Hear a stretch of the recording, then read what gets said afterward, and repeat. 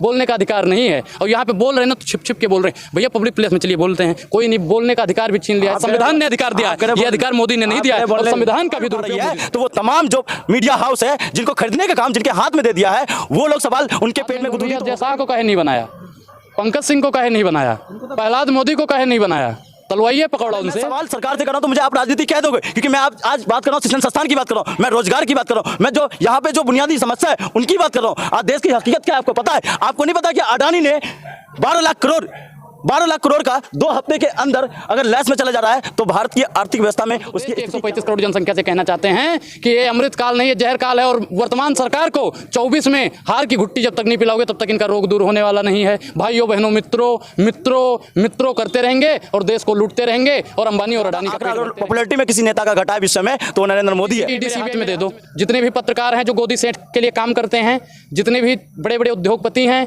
जितने भी बड़े बड़े भारतीय जनता पार्टी के नेता हैं, अगर बिलबिलाने न लगे संसद में अगले दिन नाम बदल दूंगा। 24 घंटे के लिए दीजिए बस।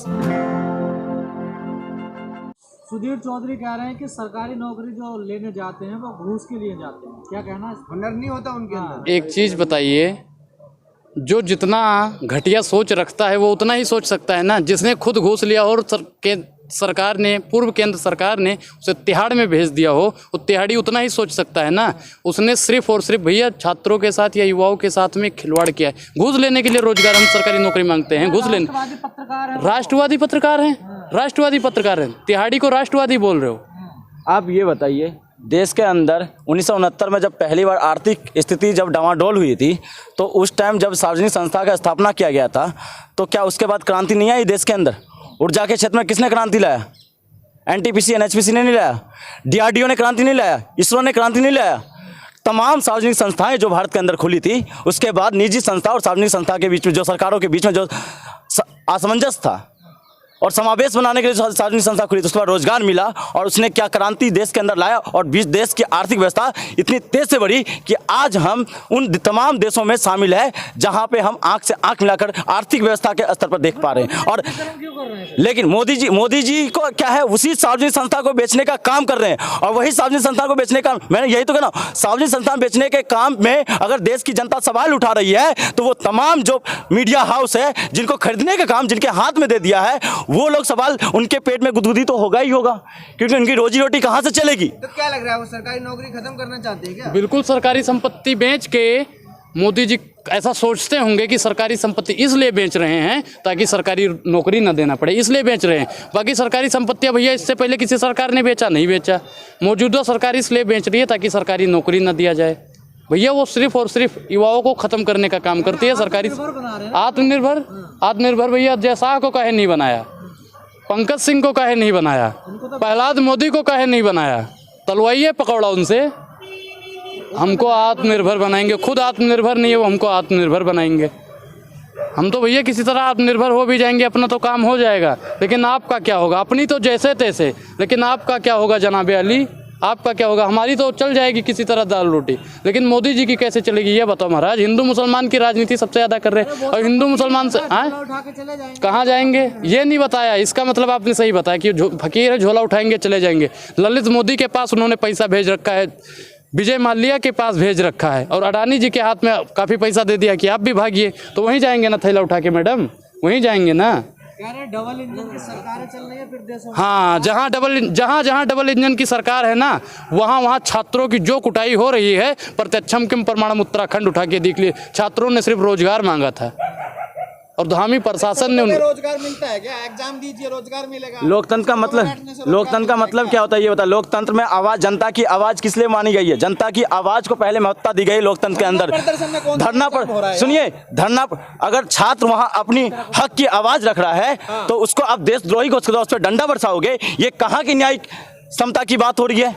ये देश कहीं तानाशाही पे जा रहा है। ये देश हिटलर के समान अपने आप को, अपनी बोली को, अपनी आवाज़ को बुलंद कर रहा है। बस देश की जनता की आवाज़ को कहीं ना कहीं दबाया जा रहा है। आप जिस छात्रों की बता रहे हो, उन्हें जेएनयू, उन्हें आतंकवाद का डर दिखता है, लेकिन धर्म संसद के नाम पर जो उन्मादी फैलाया जा रहा है, उन्हें राजनीति कर रहे हैं। मैं राजनीति मैं मुझे अगर मैं सवाल सरकार से कर रहा हूं तो मुझे आप राजनीति कह दोगे, क्योंकि मैं आज बात कर रहा हूं, शिक्षण संस्थान की बात कर रहा हूं, मैं रोजगार की बात कर रहा हूं, मैं जो यहाँ पे जो बुनियादी समस्या है उनकी बात कर रहा हूं। आज देश की हकीकत क्या है आपको पता है? आपको नहीं पता कि अडानी ने 12 लाख करोड़ का 2 हफ्ते के अंदर अगर लैस में चला जा रहा है तो भारत की आर्थिक व्यवस्था में उसकी स्थिति क्या हो गई है? आपको नहीं पता? एक छोटे से फर्म से भारत सरकार डर गई है और उसमें जवाब नहीं दे रही है। अगर विपक्ष के जो तमाम नेता है वो सवाल पूछने का काम कर रहा है तो आप सदन को बर्खास्तगी कर दे रहे हो। आप किस बात की कर रहे हो? आप कहाँ की बात कर रहे हो? देश में अमृतकाल नहीं, ये जहर काल चल रहा है भैया, जहर काल चल रहा है। अगर जिसने भी सवाल पूछा उसे वही जहर पिला दिया जाएगा। हम तो देश की 135 करोड़ जनसंख्या से कहना चाहते हैं कि ये अमृत काल नहीं, ये जहर काल है। और वर्तमान सरकार को 24 में हार की घुट्टी जब तक नहीं पिलाओगे तब तक इनका रोग दूर होने वाला नहीं है। भाइयों बहनों, मित्रों करते रहेंगे और देश को लूटते रहेंगे और अंबानी और अडानी का पेट भरते रहेंगे। हराएगा कौन? हराएगा कौन? जनता हराएगी भैया। देखो कि जो कितना मजबूत सरकार थी उसको भी जनता ने हरा दिया। ये कौन है? तो 4 दिन की चांदनी फिर अंधेरा पाक, इनका भी समय पूरा ही होने वाला है। हर चीज़ का एक समय होता है। अगर 3 बजे सूर्यास्त हो जाए तो सबको तकलीफ होगी। ठीक उसी प्रकार मोदी जी डूबेंगे। इनका सूरज मोदी जी को टक्कर देने वाला कोई है नहीं। मोदी जी को टक्कर देने वाला भैया 2 साल में सबसे ज्यादा ग्राफ अगर किसी नेता का भारत के अंदर गिरा है तो नरेंद्र मोदी जी है। ग्राफ आंकड़ा, मैं कौन सी दुनिया की बात कर रहे हो आप? कौन आपने आंकड़ा देखा है क्या? कौन से रिपोर्ट की बात कर रहे हो? कौन से फर्म की बात कर रहे हो? 2-4 फर्म का रिपोर्ट मुझे भी दो अगर बढ़ा है तो। सबसे ज्यादा आंकड़ा सारे डॉक्यूमेंट्री ने बताया, सबसे ज्यादा आंकड़ा अगर पॉपुलैरिटी में किसी नेता का घटा है विश्व में तो नरेंद्र मोदी है। और आप कह रहे हो नरेंद्र मोदी को टक्कर देने वाला वो तमाम नेता है जो विपक्ष में अपनी आवाज को बुलंद कर रहे हैं, अपनी आवाज को रख रहे हैं। आप क्या राहुल गांधी भारत जोड़ो? आप भी दे सकते हो। मोदी जी को टक्कर देना कोई बड़ी बात है? मोदी जी कौन है भैया? मोदी जी एक साधारण पुरुष है। सुनिए, एक साधारण पुरुष है मोदी जी, एक साधारण पुरुष पत्रकार महोदय आप भी हो। साधारण नहीं है मोदी जी, अवतार हैं। अवतार है? किसके अवतार है? देख लो किसके अवतार? नहीं आप बताओ हमें तो। कहा जा रहा है उनको, देखिए। अच्छा देखो, सब पे भारी ईडी और सीबीआई का दुरुपयोग है। ईडी सीबीआई मेरे हाथ में दे दो। जितने भी पत्रकार हैं जो गोदी सेठ के लिए काम करते हैं, जितने भी बड़े बड़े उद्योगपति हैं, जितने भी बड़े बड़े भारतीय जनता पार्टी के नेता हैं, अगर बिलबिलाने न लगे संसद में अगले दिन नाम बदल दूंगा। 24 घंटे के लिए दीजिए बस, सिर्फ और सिर्फ। देश में 2 मुख्यमंत्री खरीद लिया इस सरकार ने लोकतंत्र की हत्या करके। देश में तमाम 400 से ज्यादा विधायक खरीदा गया और आप कह रहे हो कि ये सरकार जो है ये लोकतंत्र की बात करता है। 90 बार आर्टिकल 356 का इस्तेमाल करके राज्य सरकार को बर्खास्त किया है। आप जानते हैं कि नहीं जानते? अरे सुनिए, उसने 90 बार किया होगा, इन्होंने 900 से ज्यादा बार डराया है, धमकाया है, ईडी और सीबीआई बैठाया है। ये सिर्फ और सिर्फ ये भैया हिटलर से भी ज्यादा खतरनाक सरकार है। ये जो हिटलर न कर पाए वो ये काम कर देंगे और कमीशन दे दो तो भारत को नीलाम कर देंगे। मोदी सरकार हिटलर होती तो आप बोल भी नहीं पाते आज जो बोल रहे हैं। बोलने का अधिकार कहाँ है? बोलने का अधिकार कहाँ है? बोलने का अधिकार कहाँ है? सदन में बोलता है उसकी आवाज़ दबा दी जाती है। अगर रोड पे बोलता है तो उसे मार दिया जाता है। अगर और कहीं बोलता है तो एक्सीडेंट करवा दिया जाता है। पत्रकार महोदय बोलते हैं तो एक्सीडेंट करवा दिया जाता है या चैनल खरीद लिया जाता है। बोलने का अधिकार नहीं है। और यहाँ पे बोल रहे हैं ना तो छिप छिप के बोल रहे हैं। भैया पब्लिक प्लेस में चलिए बोलते हैं, कोई नहीं। बोलने का अधिकार भी छीन लिया है। संविधान ने अधिकार दिया है, ये अधिकार मोदी ने नहीं दिया है। और संविधान का भी दुरुपयोग मोदी सरकार कर रही है। संविधान बदलने की तो बात हो रही है, आप कह रहे हैं संविधान ने अधिकार दिया। कौन सा संविधान बदलेंगे? धर्म संसद लगा रहे हैं, जैसा आपके साथी ने भी कहा, वो संविधान बदलने की बात करते हैं। भैया संविधान कोई नहीं बदल सकता है। और संविधान ये बदल देंगे तो भैया देश में एक नई क्रांति उत्पन्न होगी और उससे देख लेना कि कितना मतलब क्रांति फैलती है और कितना बहुत कुछ हो जाएगा गड़बड़। कह रहे हैं भारतीय संविधान और भारतीय संस्कृति नजर नहीं आती। ये तो मोदी जी को नजर नहीं आती है। भारतीय संस्कृति मोदी जी ने पढ़ा ही नहीं। वो नेहरू जी का कह रहे हैं सरनेम काहे नहीं लगाते हैं। संस्कृति उन्होंने नहीं पढ़ी। वो भाई साहब जो जिसने पढ़ा होगा वही चीज़ बोलेगा। क्या गलत बोला सरनेम लगाने? है मोदी जी भी अपने नाना का सरनेम लगाए ना। मोदी जी को किसी ने मना किया? दादा का नहीं, मोदी जी अपने नाना का लगाए। किसी ने मना किया? किसी ने मना किया? किसी ने मना किया? लगाइए जाके। तो राहुल गांधी की सरनेम में गांधी कहाँ से आ गया यार? भाई साहब गांधी उपनाम किसने दिया? सुनिए, राहुल गांधी के सरनेम में गांधी यहाँ से आया। आप ये बताइए, हमारी घर की जो बहन या बेटी कहीं शादी होता है तो उनके जो ससुराल में जो सरनेम होता है उसके साथ जुड़ता है। इंदिरा गांधी जी की जो शादी हुआ था वो फिरोज गांधी जी के साथ हुआ था, उनका सरनेम क्या था? गांधी था। सबको भली फिरोज गांधी जी का। सुनिए गांधी अपना सरनेम लिया, फिर सुनिए सरनेम नहीं दिया गया तो गांधी यूज कर रहे हैं ना। गांधी आज भी अभी आप चेक करिए, सुनिए, फिरोज गांधी लिख के आएगा। सुनिए, इंदिरा गांधी ने पहला सरनेम अपना स्कूल का उनका सर्टिफिकेट देख लीजिएगा आपको, इंदिरा गांधी गांधी नहीं है उनके सरनेम में। आप कह देंगे और मान लेंगे हम। शादी के बाद उन्होंने जब सरनेम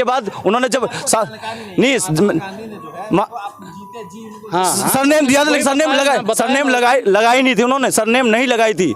उनके स्कूल सर्टिफिकेट देख लीजिएगा आप, स्कूल सर्टिफिकेट उनका कहीं भी इंदिरा गांधी नहीं है, ओनली इंदिरा है। आप कह रहे हैं कि इंदिरा गांधी सरनेम दिया गया था, लेकिन सरनेम लगाई नहीं थी उन्होंने कहीं भी।